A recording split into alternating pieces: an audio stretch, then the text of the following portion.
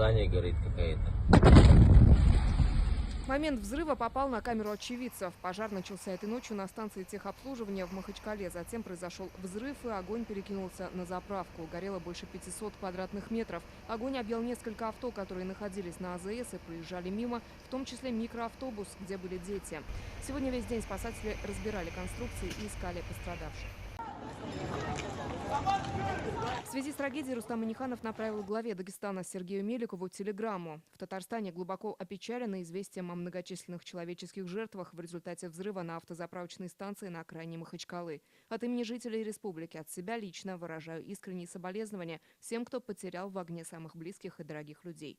Разделяем боль этой трагедии с братским народом Дагестана, желаем силы стойкости семьям, которых коснулось горе, скорейшего выздоровления и восстановления пострадавшим, говорится в телеграмме Раисы Республики. Весь день за новостями с исторической родины следит и дагестанская община. В Татарстане около 2000 дагестанцев. Дагестанская община Республики Татарстан выражает свои соболезнования семьям погибших, пострадавших.